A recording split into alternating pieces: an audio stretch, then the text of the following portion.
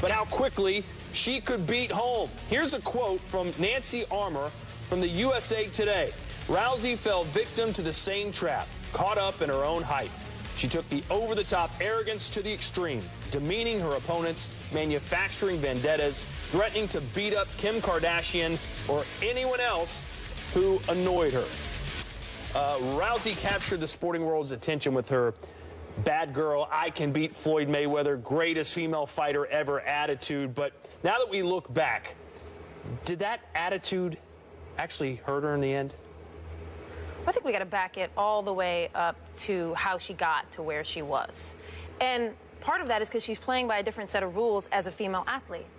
She can't just be good at her sport. She has to also manufacture headlines.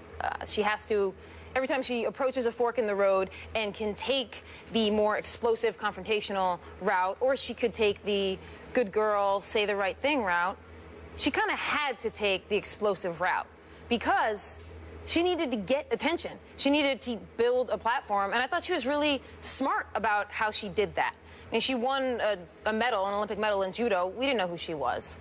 Obviously, moving into a sport where it's also validating this type of confrontational behavior was helpful to her. I don't think she would have been saying the same things if she was in a basketball or a tennis. A lot of it was the climate of what MMA and UFC brings.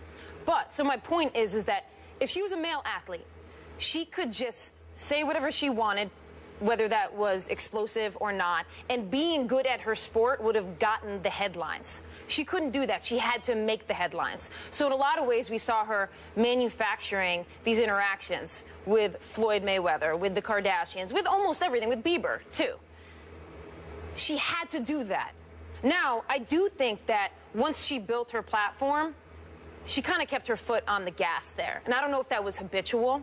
I don't know if she kind of got into a rhythm of like, I'm always taking that one road, I'm always taking that one road. She already had the 1.7 million Twitter followers. Everybody was tuning into her matches.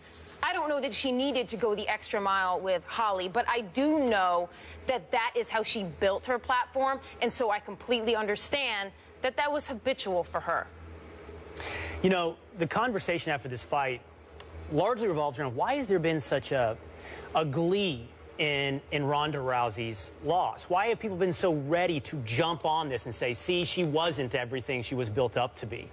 You point out, well, she needed to take this road to draw attention to herself, that she needed to hype things up in order to achieve this status in the athletic world. But then the lesson should be clear.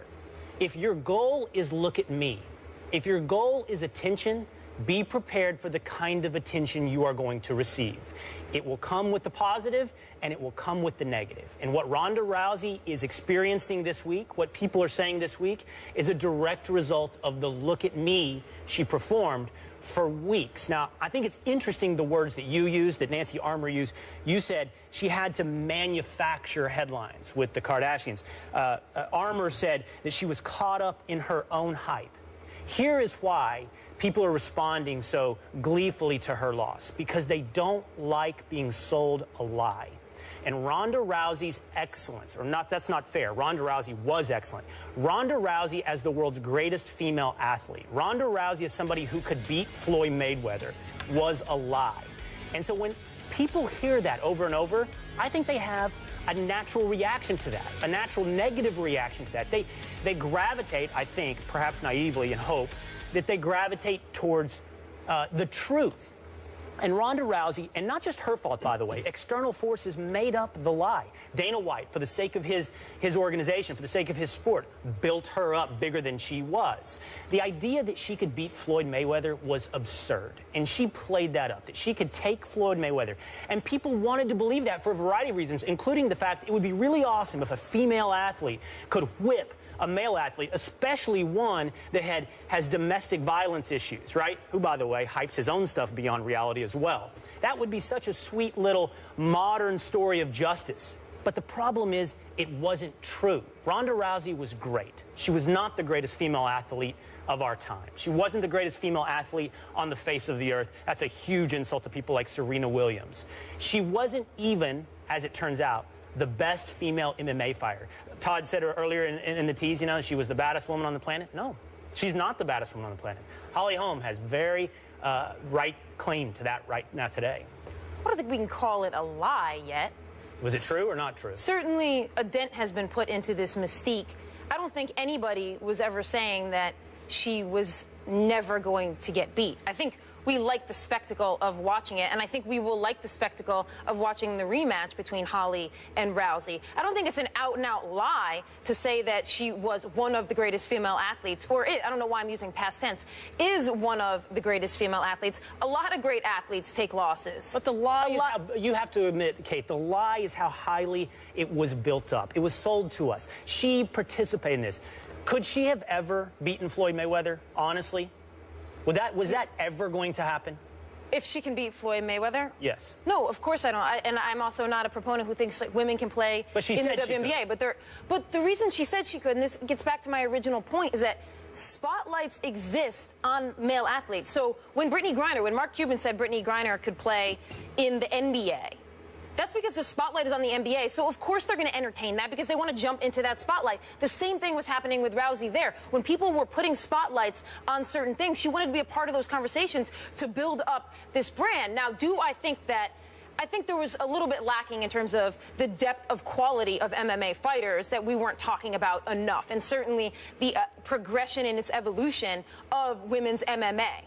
It's kind of like 50 years from now, I'm assuming there will be a wealth more of MMA fighters, and Ronda Rousey will be seen more as like a pioneer who played and fought at a time where the depth wasn't there. But that doesn't, all she can do is fight in the moment she's in. So I don't think that completely distracts her. I think it's a little much to say she's a lie at this point. Certainly. Well, it wasn't true. Well, what wasn't true exactly? That she could beat any human anywhere ever? If you really believed that and didn't see that that was part of a UFC MMA hype, well, then you're kind of responsible, too, for buying into that and being a little gullible. I think a decent parallel for Ronda Rousey right now is Mike Tyson. Mike Tyson, for years, was sold as the baddest man on the planet, one of the greatest boxers of all time, perhaps the greatest boxer of all time. And I don't know if you've seen the latest 30 for 30 on Chasing Tyson, but right there, under his nose the entire time was Evander Holyfield. The truth was, Evander Holyfield was the best fighter on the planet during that entire time. And Mike Tyson was way overhyped. Ronda Rousey, fairly similar. The question that we have on the screen is, was she too arrogant? And if you watch the fight itself, she didn't realize that she was getting beat. She had in her mind, I should be able to dominate this girl.